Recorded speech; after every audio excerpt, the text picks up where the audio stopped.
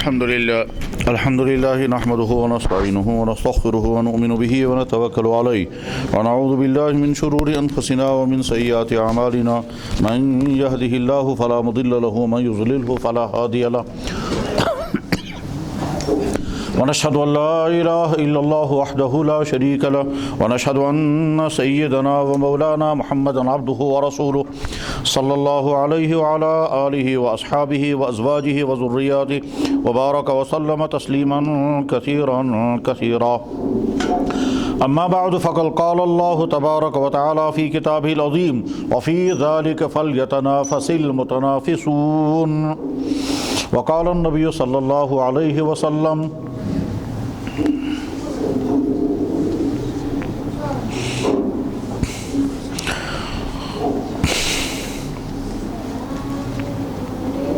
الدال على الخير كفاعله أو كما قال عليه الصلوات والتسليم صدق الله مولانا العظيم وصدق رسوله النبي الكريم ونحن على ذلك لمن الشاهدين والشاكرين والحمد لله رب العالمين.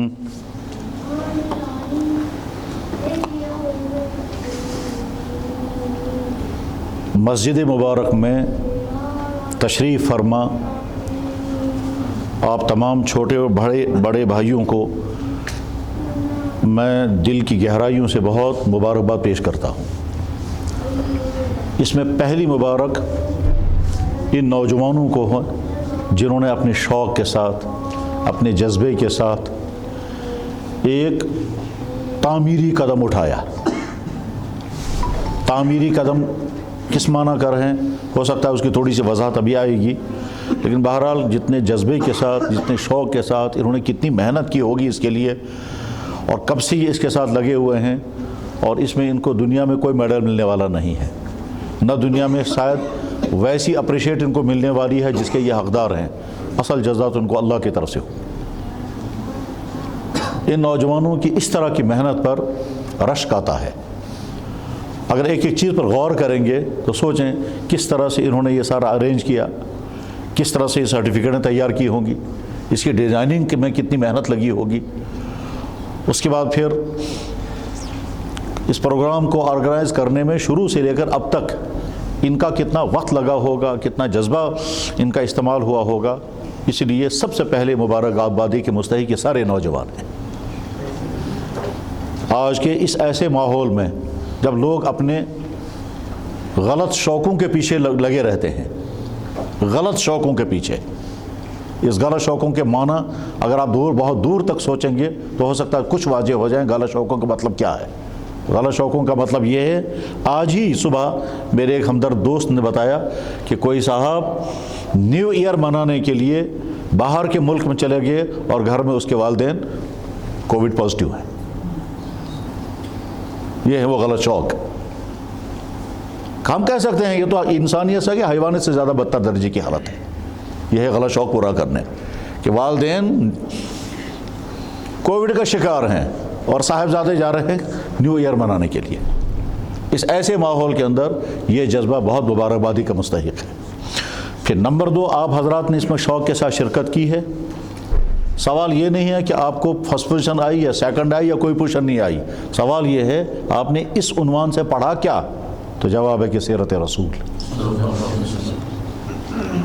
آپ نے پڑھا کیا؟ جواب سیرت رسول. وہ پڑھنا آپ کی زندگی کے لیے یادگار رہے گا.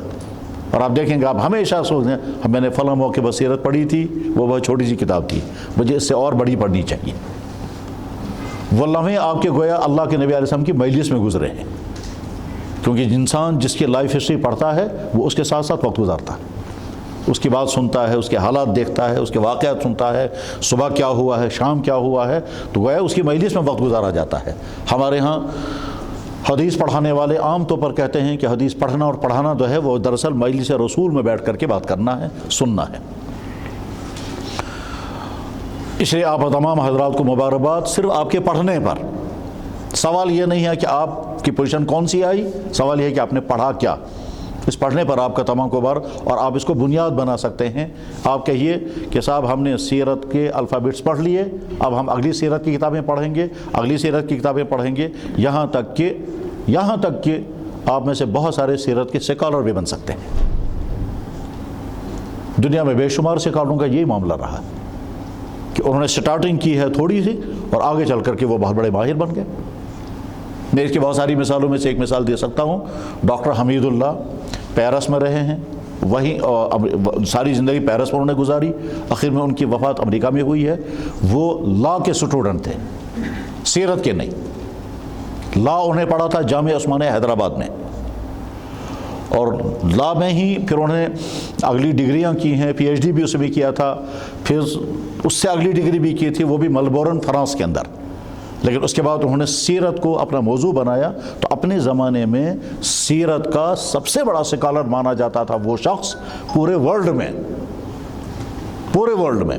اور سیرت کی کچھ ایسی چیزیں انہوں نے دریافت کی ہیں یا لکھی ہیں کہ جو اس سے پہلے کسی نے نہیں لکھی تھی، اور وہ سارا کارنامہ ڈاکٹر حمید اللہ کے سر پر آتا ہے۔ اس میں سب سے اہم کارنامہ ان کا یہ ہے کہ اللہ کے نبی علیہ الصلوۃ والسلام نے جتنی سیاسی تحریریں لکھی ہیں وہ تمام انہیں جمع کر دی،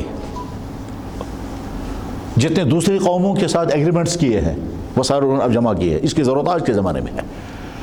آپ نے سیرت پڑھی، تمام حضرات سیرت اسی انداز کی لکھا کرتے تھے، لیکن یہ ٹاپک تو کسی نے بھی نہیں اٹھایا کہ اللہ کے نبی علیہ الصلوۃ والسلام کے سیاسی مسائل کیا تھے، کس قوم کے ساتھ آپ نے کیا معاہدے کیے، اس معاہدے کا ٹیکسٹ کیا ہے، اس معاہدے کے نتائج کیا نکلے، اس پر بحث کی ہے۔ ڈاکٹر حمید اللہ نے الوثائق السیاسیہ، اس کی شاید 10-20 زبانوں میں اس کتاب کے ترجمے ہوئے ہیں۔ میرے کہنے کا مطلب یہ ہوا کہ آپ سیرت کو بنیاد بنا کر کے آگے جب پڑھتے جائیں گے تو آپ سیرت کے وسیع سمندر میں پہنچیں گے، اور بنیاد آپ کی آج کا یہ واقعہ ہوگا۔ قرآن کریم کی آیت میں نے پڑھی، اللہ تعالیٰ شان فرماتے ہیں فَلْيَتَنَافَسِ الْمُتَنَافِسُونَ وَفِي ذَلِكَ فَلْيَتَنَافَسِ الْمُتَنَافِسُونَ، یعنی تمہیں کمپٹیشن کرنا ہے، لیکن کہاں کر رہے ہیں آپ؟ کہ یہ ہے وہ میدان جہاں آپ کو کمپٹیشن کرنا چاہیے۔ اللہ نے انسان کی نیچر میں رکھا ہے کمپٹیشن، انسان کی فطرت میں ہے، وہ چاہے نہ چاہے کمپٹیشن کرتا رہے گا۔ آپ کوئی چیز خریدنے جائیں گے، آپ یہ دیکھیں گے دوسرے کے پاس کیسی ہے، میرے پاس کیسی آئی، اس کے مالی پوزیشن کیا ہے، میری مالی پوزیشن کیا ہے۔ آپ مکان بنانا چاہیں گے، آپ یہ دیکھیں گے دائیں بائیں لوگ کیسے مکان بنا رہے ہیں، اور آپ کی فائنانشیل پوزیشن بہت اچھی ہے تو آپ بھی کوشش کریں گے اچھے سے اچھا۔ پھر دیکھیں گے آج کل ٹرینڈ کیا چل رہی ہے، تو ٹرینڈ کو سامنے رکھ کر کے انسان قدم اٹھاتا ہے۔ ہر چیز میں انسان، لباس میں، رہن سہن میں، مکانوں میں، گاڑیوں میں، ہر چیز میں انسان دیکھتا ہے دوسروں کی کیسی ہے، میری کیسی ہے۔ مالی پوزیشن بہت اچھی ہے تو اس سے اعلیٰ درجے کی لینے چاہے گا، اور زیادہ اچھی ہے تو پھر انسان زیادہ فخر کے ساتھ کہتا ہے کہ ایک صاحب مجھے ملے تھے کشمیر کے تھے، وہ بنگلور میں، کہنے لگے میری چاہت یہ ہے کہ میرے پاس وہ گاڑی ہونی چاہیے جو پورے شہر میں کسی کے پاس نہ ہو۔ یہ وہی کمپٹیشن کا مزاج، تو اللہ نے مزاج رکھا ہے انسان کے اندر، اس کمپٹیشن ہی کی وجہ سے انسان جدوجہد اور محنت کرتا ہے اور آگے بڑھتا ہے۔ جناب رسول اکرم، مجھے حسن اتفاق ہے کہ جو ہی میں مسجد میں داخل ہوا تو مجھے ایک دم حدیث یاد آئی جو سال تک کبھی یاد نہیں آئی، اور وہ آج اچانک یاد آ گئی اسی آپ کے منظر کو دیکھ کر۔ حضرت عبداللہ ابن عمر رضی اللہ تعالیٰ عنہ بیان کرتے ہیں، بخاری میں حدیث ہے کہ حضرت عبداللہ ابن عمر رضی اللہ تعالیٰ عنہ بیان فرماتے ہیں کہ جناب رسول اکرم صلی اللہ علیہ وسلم مقابلے کراتے تھے، اور مقابلے کراتے تھے اس وقت کے حالات کے مطابق۔ چنانچہ گھوڑ دوڑ کا مقابلہ آپ نے کرایا، عبداللہ بن عمر کہتے ہیں یہاں سے لے کر کے مدینہ کی فلاں جگہ تک گھوڑوں کی دوڑ ہوئی، ریس ہوئی ہے، اس ریس میں آپ علیہ الصلوۃ والسلام نے جگہ طے کر دی تھی، یہاں سے لے کر وہاں تک ریس ہوگی اور فلاں اس میں شامل ہوگا، اور دوسری ریس ہوگی فلاں جگہ سے فلاں جگہ تک، اس میں فلاں شامل ہوگا۔ اس میں وہ گھوڑوں کی قسمیں بھی بتائی گئی کہ کون سے گھوڑے کس قسم کے استعمال کیے جا رہے تھے، یہ اللہ کے نبی علیہ الصلوۃ والسلام نے کیا۔ مقابلہ کرانے کے نتیجے میں دراصل ترغیب دی جاتی ہے کہ آپ پڑھیں، اور پڑھنے کے بعد پھر آپ کو ایک نئی سوچ ملے گی۔ ان نوجوانوں نے سیرت طیبہ کو عنوان بنایا، ایک بہت چھوٹی سی کتاب جو ایک بہت بڑی شخصیت جن کی وہ کتاب لکھی تھی حضرت قاری صدیق صاحب رحمہ اللہ تعالیٰ، یہ وہ شخصیت ہے کہ ایک مرتبہ وہ مدینہ شریف میں تھے، وہاں کے امام صاحب کو خواب میں زیارت ہوگی اللہ کے نبی علیہ السلام کی، اور حضرت نے فرمایا کہ صدیق یہاں آیا ہوا ہے، فجر کی نماز اس سے پڑھوانا۔ ان کی لکھی ہوئی کتاب چھوٹی سی، بچوں کے لیے لکھی ہوگی، آپ نے اس کو پڑھا ہوگا، بالکل آسان انداز میں اللہ کے نبی علیہ السلام کا تعارف کرایا گیا۔ آج کا وہ ماحول کہ جس میں مسلمان کچھ بھی پڑھنے کو تیار نہیں ہے، خاص طور پر اپنا دین پڑھنے کے لیے تیار نہیں ہے، اس ایسے ماحول میں آپ حضرات کے ہاتھوں میں سیرت کی چھوٹی کتاب آئی، اس کے ذریعے سے آپ کا ایمانی تعلق تو یقیناً اپنے نبی کے ساتھ ہے، اور ہر ایمان والے کا تعلق ہے، بلکہ حقیقت یہ ہے کہ اللہ کے نبی علیہ السلام کے قلب مبارک سے کرنیں نکلتی ہیں، اور دنیا میں جہاں بھی کہیں ایمان والا ہے ان کرنوں کا ان سے تعلق ہے۔ جو روحانی دنیا کے اونچے درجے پر لوگ ہیں اس کو محسوس بھی کرتے ہیں کہ دراصل ہر ایمان والے کا روحانی تعلق اللہ کے نبی کے ساتھ ہے، بالکل ایسے ہی جیسے آفتاب وہاں سے کرنیں نکلتی ہیں وہ زمین کے ہر جگہ کے ساتھ، آفتاب کی روشنی بند مکانوں کے اندر تک پہنچتی ہے، بس ٹھیک اسی طرح سے محمد رسول اللہ آفتاب ہے، اور قرآن نے ان کو آفتاب کہا ہے۔ قرآن نے اس کو بھی آفتاب کہا جو آسمان پہ چمکتا ہے، اور محمد رسول اللہ کو بھی قرآن نے آفتاب کہا۔ دونوں کے لیے ایک ہی لفظ استعمال کیا، لفظ سراج۔ سراج اس آفتاب کے لیے بھی استعمال ہوا ہے، اور آپ کی ذات اقدس کے لیے بھی لفظ آفتاب استعمال ہوا ہے، سراج منیرہ، کتاب بہار سراج منیرہ کے نام سے۔ تو سراج آپ کی ذات اقدس ہے، آپ کے جو انوارات ہیں وہ دنیا کے کونے کونے تک پہنچیں گے، پہنچتے رہیں گے۔ وہی سیرت آپ نے پڑھی، اس صورت پڑھنے پر آپ کا ایک تعلق قائم ہوا، ایمانی تعلق پہلے تھا، معلوماتی تعلق بھی ہے۔ آپ جب اور زیادہ پڑھیں گے، اس زیادہ پڑھنے کے بعد پھر آپ سیرت کے ان پہلوؤں تک پہنچ جائیں گے کہ جن پہلوؤں کے اثرات خود آپ کی شخصیت پر پڑیں گے اور دوسروں پر۔ حضرات، کچھ سال پہلے دنیا کی ایک مشہور قوم کی ایک ایجنسی نے ایک فرد کو سلیکٹ کیا اس کام کے لیے کہ وہ سیرت کو پڑھے اور محمد صلی اللہ علیہ وسلم کی زندگی کے جو لوز چیزیں مل جائیں گی ان کو ہائی لائٹ کریں، اور اس کے بعد پھر ان کو پھیلائیں گے تاکہ ہم کہہ سکیں دیکھو مسلمانوں کا نبی کیسا ہے۔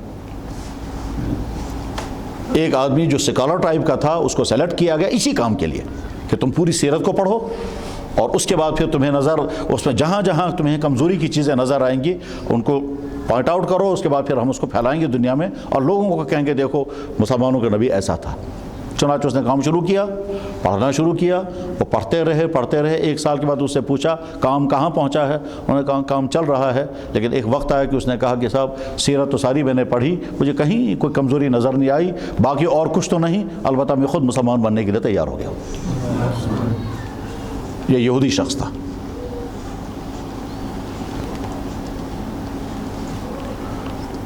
میرے بھائیو، صورتحال ہماری جس صورتحال میں ہم اس وقت ہیں اتنی گمبھیر، اتنی خراب، بلکہ یوں سمجھیے کہ ہم اس تباہی کی طرف دوڑ رہے ہیں جس تباہی کا تذکرہ کبھی ہماری زبانوں پر آتا ہے اور کبھی ہماری زبانوں پر بھی نہیں آ رہا ہے، لیکن اس تباہی کی طرف دوڑ رہے ہیں۔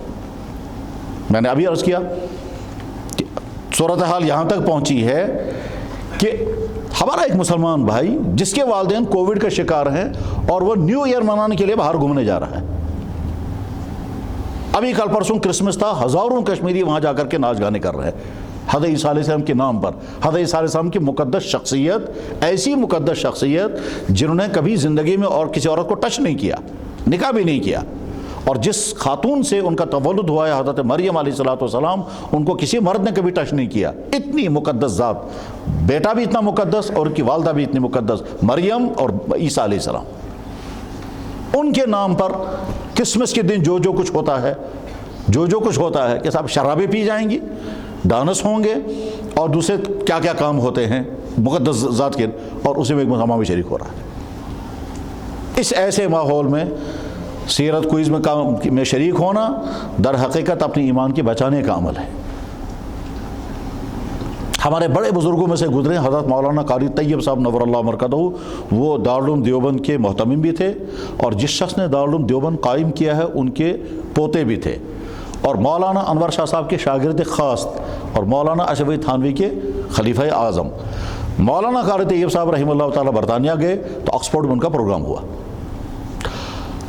اب انہوں نے سوچا ہوگا وہاں مجھے یہاں کس ٹاپر پر بولنا چاہیے، تو انہوں نے بتایا واپس آ کر کے کہ میں نے کس طرح کا عنوان لیا، کہ میں نے بتایا کہ انسان کو وحی کی ضرورت ہے یا نہیں، اور وحی کے بغیر خالص عقل کی بنیاد پر انسان اگر زندگی گزارے گا تو زندگی کا نقشہ کیا بنے گا، اور وحی کی ضرورت، پھر وحی کی ضرورت ثابت کر کے پھر میں نے کہا نبیوں کی ضرورت، پھر نبیوں کی ضرورت بیان کر کے پھر کہا آخری نبی محمد صلی اللہ علیہ وسلم کی ذات اقدس اور ان کا تعارف، اور اس کے بعد پھر محمد صلی اللہ علیہ وسلم کا پیغام، یہ میں نے بیان کیا۔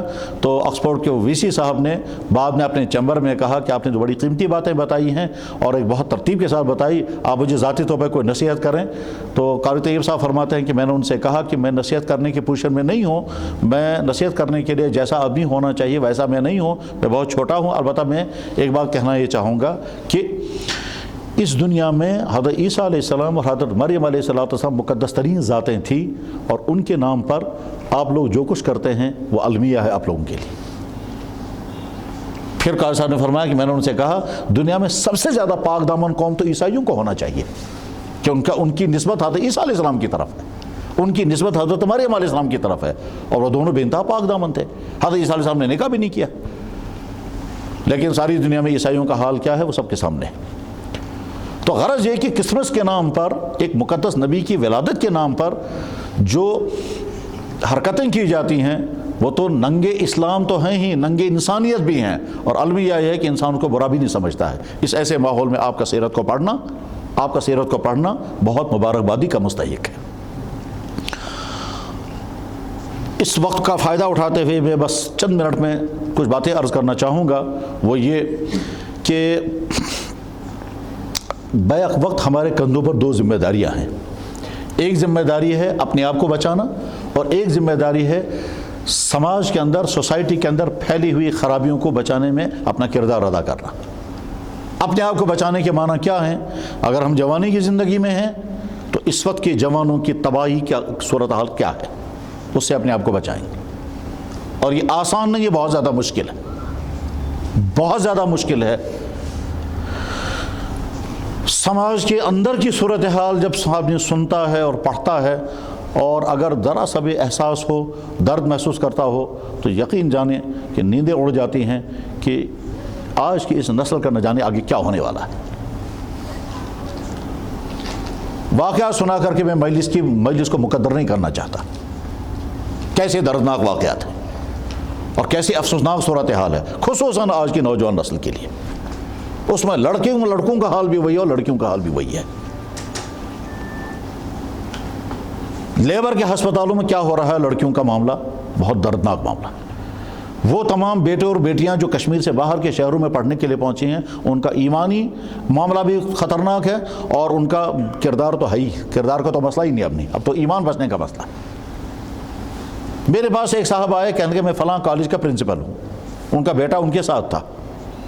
انہوں نے کہا کہ فلاں کالج میں آپ آئے بھی ہیں؟ میں نے کہا میں وہاں آیا ہوں۔ کہنے لگا میں ہی وہاں پرنسپل تھا۔ میں نے کہا میں پہچان نہیں پایا آپ کو، اب کیا حکم ہے؟ کہنے لگا اس بیٹے کا حال یہ ہے کہ اس کو نیند نہیں آتی ہے رات کو۔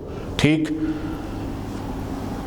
ہمیں کیا کرنا ہے؟ کہنے لگا کوئی علاج بتائیے، اس کو نیند کیوں نہیں آتی ہے رات کو، یہ رات کو تڑپتا رہتا ہے۔ اب اس لڑکے کے جب حالات معلوم کیے تو پتہ چلا اس کا ایمان ختم ہو چکا ہے، کیونکہ اس کو ایسے سکول میں سے داخل کیا ہے جہاں اس کو مورتی پوجا کرنی پڑ رہی ہے۔ اس کے کمرے میں لڑکے وہ ہیں جو مورتیاں رکھے ہوئے ہیں، اس کو روزانہ صبح ٹیکہ کرنا پڑ رہا ہے۔ والد کو اس کی فکر نہیں ہے کہ میں نے بیٹے کو کہاں کس مصیبت میں ڈالا ہے، ہاں اس کو اس بات کی فکر ہے کہ میرا بیٹا، اس کو نیند کیوں نہیں آتی ہے رات کو۔ وہ باہر کے کسی ایسے سکول میں ہیں جس سکول میں اس کو روزانہ صبح کو مارننگ اسمبلی میں کفر کے بھجن پڑھنے پڑتے ہیں، روزانہ اس کو ٹیکہ لگانا پڑتا ہے، وہاں مورتی کے سامنے ہاتھ جوڑنے پڑتے ہیں۔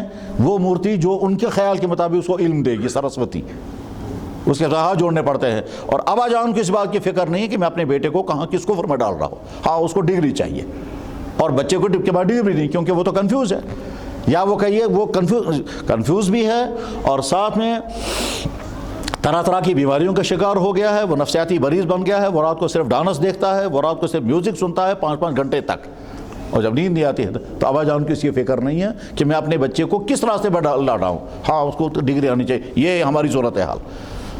سچ پوچھیں، ہمارے والدین کی بہت بڑی تعداد بے حس ہو چکی ہے، ان کو غم ہی نہیں ہے اس بات کا کہ ہم اپنی بیٹیوں کو کہاں بھیج رہے ہیں، ان کو فکر ہی نہیں اس بات کا کہ ہم اپنی بیٹیوں کے ڈگریوں کے چکر میں کہیں ان کی عصمتیں تو نہیں لٹوا رہے ہیں۔ اور نوجوان لڑکے اور لڑکے جو ہیں وہ چونکہ کم ذہن ہوتے ہیں، وہ جذباتی ہوتے ہیں، وہ جذبات کے رو میں بہہ کر کے نہ جانے کہاں سے کہاں پہنچتے ہیں۔ اس صورتحال میں ہماری پہلی ذمہ داری ہے کہ کم سے کم ہم اپنی جوانی کو، جو جوانی کی زندگی میں اس وقت ہیں، اپنی حفاظت کریں، بلکہ کہیے بہت بڑے مضبوط تاروں کے ساتھ اپنے آپ کو باندھ کر کے رکھیں۔ سچ پوچھیں، آج کے سماج کی خرابیوں کا تقاضا یہ ہے کہ گھر سے باہر نہیں نکلنا چاہیے، مگر ظاہر ہے یہ نہیں کہہ سکتے گھر سے باہر نہ نکلیں۔ گھر نکلنا ہے، پڑھنا بھی ہے، جاب بھی کرنے ہیں، بزنس بھی کرنا ہے، زندگی چلانی ہے، بیمار ہو جائیں گے تو ہاسپٹل بھی جانا ہے، سارے کام کرنے ہیں۔ بس یوں سمجھیے آج کا سماج ایسا ہی ہے جیسے لیٹرین، کہ جانا بھی ضروری ہے، اور عقل مندی یہ ہے کہ وہاں کی خرابی سے اپنے آپ کو بچا کر کے بھی باہر رہے۔ ہمیں سکول بھی جانا ہے، کالج بھی جانا ہے، کوچنگ سینٹروں میں بھی۔ ان کوچنگ سینٹروں کا ایک طرف سے کنٹریبیوشن یہ ہے کہ اس سے بچوں کو تعلیم مل رہی ہے، دوسری طرف سے جیسے ان کوچنگ سینٹروں کے ذریعے سے ہمارے نوجوان لڑکوں اور لڑکیوں کا کیریکٹر برباد ہو گیا ہے، تباہ ہو گیا ہے، یہاں تک کہ ذہنوں سے نکل گیا کہ یہ جو ہم کر رہے ہیں یہ کوئی جرم ہے۔ اور یہ جہاں تک نوبت پہنچی ہے کہ ایک صاحب نے پرنسپل صاحب سے کہا، پرنسپل صاحب یہ جو کمروں میں لڑکے لڑکیاں کر رہے ہیں یہ ٹھیک لگ رہا ہے آپ کو؟ انہوں نے کہا یہ باتیں گھر میں کرو، یہاں نہیں کرنی ہوتی ہے۔ یعنی وہ سننے کو بھی تیار نہیں ہے کہ ہم کم سے کم سدھار کریں۔ اس ایسے ماحول کے اندر آپ کا سیرت پڑھنا کوئی چھوٹا عمل نہیں ہے، بہت مبارکبادی کا عمل ہے۔ تو ہمیں اپنی جوانی کو بچانا ہوگا ان تمام خرابیوں سے جن خرابیوں میں مبتلا آج کا جوان تباہ ہو جاتا ہے۔ اور آپ جوان ہی نہیں ہیں۔ کل شام مجھے ایک صاحب فون کر کے کہہ رہے ہیں، کل کا جناب کوئی شکل ایسی ہے، کل شام ہم آ رہے تھے گاڑی میں، ایک صاحب مجھے فون کر کے کہہ رہے ہیں کہ کوئی ایسی شکل ہے کہ ہم اپنے والد کو زہر دے دیں۔ میں نے کہا وجہ؟ کہنے لگے یہ نہ جانے کہاں ہوتے ہیں رات کو، اور آدھی رات کے قریب نہ جانے کس حال میں آتے ہیں، اور پھر ہماری امی کو مارتے ہیں، کبھی بہنا کو مارتے ہیں، کبھی امی کو مارتے ہیں۔ ہمیں سال ہر سال ہو گئے یہی دیکھتے دیکھتے، اب ہمارے پاس اور کوئی راستہ نہیں ہے۔ یہ شام کو آئیں گے، ہم چائے میں کوئی چیز ملا کر ان کو دیں گے تو بس گاؤں گئے صاف۔ یہ جملہ اس نے بولا، یہ بیٹا اپنے باپ کے بارے میں کہہ رہا ہے۔ ہمیں اپنی جوانی کی حفاظت کرنی ہوگی ان تمام چیزوں سے۔ اگر آج کا مسلمان اپنے آپ کو بچانے میں کامیاب ہو گیا تو کوئی چھوٹا کام نہیں، بہت بڑا کام کر گیا، لیکن اس کا تعلق اس کی ذات کے ساتھ ہے۔ اور اس کے بعد پھر تمام پڑھے لکھے لوگ ہیں، ہاتھوں میں ڈگریاں ہیں، اس وقت آپ سرٹیفکیٹ لے کر کے جا رہے ہیں، تو سوچیں ہمارے ذریعے سے ہمارے سماج کو کوئی نفع پہنچ رہا ہے یا نقصان پہنچ رہا ہے؟ ہم اپنے بگڑنے والے سماج کو بچانے میں لگے ہوئے ہیں یا مزید خراب کرنے میں لگے ہوئے ہیں؟ عام طور پر انسانوں کے 3 کیریکٹر ہوا کرتے ہیں، 3 کیریکٹر۔ ایک کیریکٹر تو یہ ہوتا ہے لوگ بگڑ جائیں ہمیں کیا ہے، ہم اپنے آپ کو بچا لیں بس۔ اور کبھی ہوتا ہے کہ نہیں، یہ جو ہے یہ خرابیاں نہیں خوبیاں ہیں، ہم بھی ان کے ساتھ ہیں، ہم بھی ان کے ساتھ ہیں۔ ان کے ساتھ ہونے کا مطلب یہ ہوتا ہے کہ اگر اس کو یہاں سے کوئی بات کہی جائے وہ قبول کرنے کو تیار نہیں ہوتا۔ یہیں سری نگر شہر میں ایک جگہ ایک بوڑھا انسان اپنے بیٹی کی شادی میں ڈانس کر رہا تھا، تو کچھ بھائیوں نے اسے کہا صاحب آپ کیا کر رہے ہیں، یہ تو مناسب ہی نہیں ہے آپ کے لیے، آپ تو بڑھاپے میں ہیں۔ تو اس نے کہا زندگی میں ایک ہی مرتبہ تو آج موقع ملا ہے، ایک ہی میری بیٹی ہے اور اسی بیٹی کی شادی میں مجھے ڈانس نہیں، اور کب؟ انہوں نے کہا بھائی یہ تو اسلام میں جائز، اسلام میں پسندیدہ نہیں۔ اس نے کہا ہم ریجیکٹ کرتے ہیں اس اسلام کو جس میں یہ، اس نے بڑے فخر کے ساتھ کہا وی ریجیکٹ دس اسلام۔ ادھر سے نام کے ساتھ ہے پیرزادہ۔ مجھے بڑی خوشی ہوئی جب یہاں چند سادات کے ہاتھوں میں یہ سرٹیفکیٹ جا رہی تھی، سادات تم لوگ تو وارث ہو اپنے نبی محمد رسول اللہ صلی اللہ علیہ وسلم کے، ان کے خاندان کے۔ مجھے یاد ہے ایک سید زادہ وہ جو شاعری بھی کرتے تھے، انہوں نے شعر پڑھا تھا کہ جس کا ترجمہ یہ ہے، میں فخر کرتا ہوں جب میں یہ دیکھتا ہوں کہ میں کس خاندان سے ہوں، میں شرمندہ ہوتا ہوں جب میں یہ دیکھتا ہوں میں کیسا ہوں۔ بنازم چو دیدم کہ از کیستم، بسوزم چو بینم کہ من کیستم۔ میرے بہر آپ حضرات نے سیرت کا مطالعہ کیا، بہت مبارکبادی کے مستحق ہیں۔ اس سیرت کے مطالعے کی روشنی میں بس اپنے لیے آئیڈیل بنائیں محمد رسول اللہ کی ذات کو۔ اگر اس لیے آپ نے سیرت پڑھی تو بہت مبارک ہے۔ اور آئیڈیل بنانے کے معنی کیا ہے؟ جیسی ان کی مقدس جوانی ہم بھی ویسی جوانی اپنی بنائیں گے۔ نبی کا مقابلہ نہیں کر سکتے لیکن نبی کو فالو تو کر سکتے ہیں۔ جیسے انہوں نے جس وقت ان کا نکاح ہوا ہے فاطمہ حضرت خدیجہ الکبریٰ رضی اللہ عنہ کے ساتھ، اس وقت انہوں نے فخر کے ساتھ کہا ہوگا میرا یہ جسم کسی کے ساتھ ٹچ نہیں کیا، میرے ذہن میں اور کسی کا نہیں ہے۔ ان کی حفاظت کرنے والا کوئی نہیں تھا، وہ اکیلے تھے، نہ والد ہے، نہ والدہ ہیں، نہ ان کے بھائی بہن ہیں، کوئی بھی نہیں. اور اس صورتحال کے اندر انہوں نے اپنی جوانی کو مقدس سے مقدس رکھا. اگر ان کی جوانی میں کہیں ذرا سا کوئی داغ لگا ہوتا تو وہ لوگ جو آگے چل کر ان کے مخالف بنے ہیں وہ تو اچھال اچھال کر کے کہتے کہ آپ کی جوانی ایسی تھی، آج آپ نبی بن کر ہمارے سامنے آئے ہیں. لیکن کبھی کوئی انسان آپ کا مخالف سے مخالف کافر بھی یہ نہیں کہہ سکا کہ آپ کی جوانی میں یہ داغ ہے. ہاں یہ تو کہتے رہے کہ وہ مجنون ہے، مگر اندر سے ان کا ضمیر خود ہی کہتا ہوگا کہ مجنون تو ہے نہیں ہے. وہ یہ کہتے رہے کہ راستے سے ہٹا ہوا ہے، مگر اندر سے ان کا ضمیر خود ہی کہتا ہوگا کہ راستے سے. لیکن جو الزام وہ لگا سکتے تھے وہ نہیں لگا پائے. کیوں؟ ذات مقدس کی جوانی پاکیزہ ترین جوانی تھی. آج کے جوان کو اپنی جوانی بچانا آسان نہیں، بہت مشکل ہے. اور اسی لیے اللہ تعالیٰ شانہ نے حضرت یوسف علیہ السلام کا ایک عجیب واقعہ بیان فرمایا جس کو آدمی سوچتا ہے کہ اللہ نے یہ کیوں واقعہ بیان فرمایا.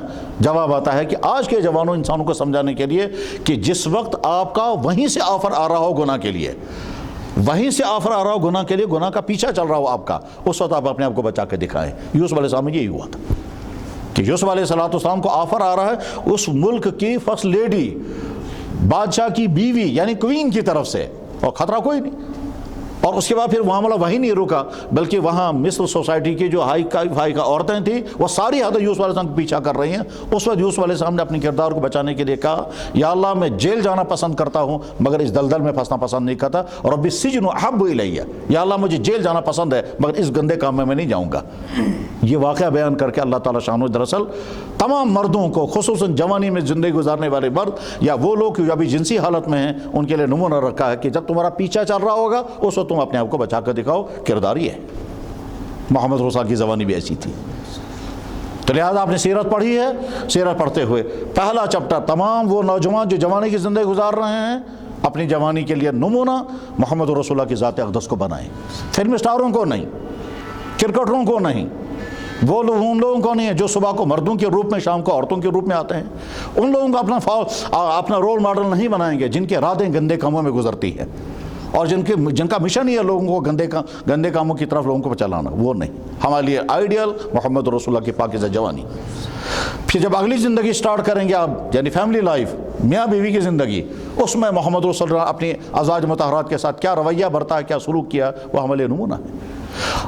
اگلی زندگی میں مشکلات کا وقت آئے گا تو اس وقت نمونہ ہمارے لیے محمد رسول اللہ ہے کہ ان کی زندگی میں مشکلات کب آئیں اور آپ نے کیا کیا. اگلی زندگی میں کبھی خوشیاں بھی آئیں گی تو آپ اس وقت دیکھیں گے ہمارے نبی کو جب خوشیاں آئی ہیں اس وقت ان کا رویہ اور ان کا کیا رہا ہے. بس ہر مرحلے پر محمد صلی اللہ علیہ وسلم کو نمونہ. اگر یہ مزاج ہم کو نصیب ہو گیا اور آج کا یہ سیرت کا مطالعہ آپ کو اس کا سنگ میل بن گیا. یاد رکھیں پہلی اینٹ نظر نہیں آتی ہے لیکن آگے سارا مکان جو ہے اسی اینٹ پر کھڑا ہوتا ہے. بس ٹھیک اسی طرح سے آپ نے سیرت پڑھی، اس سے پہلے بھی آپ کے ذہنوں میں سیرت رہی ہوگی اور بہت سارے جوان ایسے ہوں گے جن کو سیرت کے بارے میں کچھ بھی معلوم نہیں ہوگا. دونوں طرح کے کردار ہیں. مجھے یاد ہے اسی شہر میں ہمارے چند دوست اسی طرح کے وہ کوئز کر رہے تھے. اس کوئز میں انہوں نے کچھ سوالات لکھے تھے. ان میں ایک سوال یہ تھا مسلمانوں کے نبی کا کیا نام ہے. نیچے لکھے تھے 3 محمد، احمد، محمود اور چوتھا کالم تھا مجھے یاد نہیں. مسلمانوں کے نبی کا کیا نام ہے، نیچے 4 کالم لکھے ہیں محمد، احمد، محمود اور چوتھا کالم خالی مجھے یاد نہیں. ٹھیک. سید زادے نے اس کا جواب لکھا، چوتھے کو ٹک کیا کہ مجھے یاد نہیں. اور سکھ کمیونٹی کے ایک لڑکے نے لکھا مسلمانوں کے نبی کا نام محمد ہے، مجھے ان سے پیار ہے. یہ ساتھ جملے یہ بھی لکھا تھا. پڑھنے والا پڑھتا ہے تو کہاں پہنچتا ہے. آپ حضرات نے سیرت پڑھی، پہلے بھی یاد ہوگی اب بھی پڑھی ہے، اس کو آپ سنگ بنیاد بنائیں آگے مسلسل سیرت پڑھنے کا. اور اب محمد رسول اللہ بحیثیت جوان، محمد رسول اللہ بحیثیت شوہر، محمد رسول اللہ بحیثیت بزنس مین، محمد رسول اللہ بحیثیت حکمران، محمد رسول اللہ بحیثیت مظلوم، محمد رسول اللہ غیر قوم کے مقابلے میں. محمد رسول اللہ کی شخصیت کا ایک پہلو نہیں ہزاروں پہلو ہیں. ان ہزاروں پہلو میں سے اپنے آپ کو دیکھیں ہم کون. محمد رسول اللہ بحیثیت بیمار، آپ کو بیماری آئی، آپ نے کیا کیا اس وقت؟ اللہ کا شکوہ کیا یا نہیں؟ ایک دفعہ یہاں ایک صاحب کے ہاں عیادت کرنے کے لیے کہ وہ بیمار تھے تو اسے جب کہا گیا ہے کہ اللہ پر بھروسہ کرو اللہ تعالیٰ رحم کرے گا، وہ ناراض تھا اتنا، اللہ سے کہتا ہے مشن و رام ضرورت. پھر اس سے ہمارے دوستوں نے کہا چلو اللہ تعالیٰ تمہیں شفا عطا کرے، کہا مجھے شفا بھی نہیں چاہیے. پھر ایک صاحب نے کہا کہ چلو اللہ تعالیٰ تمہیں ایمان ہی عطا کرے، دمن ہے مشروع ایمان کی ضرورت. اتنا وہاں سے نکل کر کے ایک اور آدمی کے پاس گئے ہم، وہ کینسر پیشنٹ تھا اور آخری سٹیج میں تھا، مجھے اچھی طرح یاد ہے، میں نے ان سے کہا کیا حال ہے؟ کہنے لگا اللہ کا شکر ہے۔ کھانا کچھ کھا پاتے ہیں؟ کہنے لگا 2-3 لقمے مشکل سے اتار پاتا ہوں، اس میں بھی اللہ کا شکر ہے۔ کہا یہ بچے خدمت کر رہے ہیں؟ کہا ہاں بہت خدمت کرتے ہیں، اس پر بھی اللہ کا شکر ہے۔ نیند آتی ہے رات کو؟ کہنے لگا تھوڑی سی آتی، اس پر بھی اللہ کا شکر۔ 5 سوالوں کے جواب بھی اس نے شکر پڑھا۔ اور ہو کیا اس ہونا؟ وہ کہتا تھا مجھے یہ بھی ضرورت نہیں، یہ بھی ضرورت نہیں۔ تو محمد صاحب بہتے بیمار، بیماری ہمیں بھی آ سکتی ہے، گھر میں بھی آ سکتی ہے، اس وقت ہمیں کیا کرنا ہوگا؟ اس وقت ہمیں کیا کرنا ہوگا کا مطلب گھر میں بیمار آتا ہے، ایک بیٹا کہتا ہے خدایا کار گیسی، اور ایک بیٹا کہتا ہے میرا خون بھی اس کو لگے،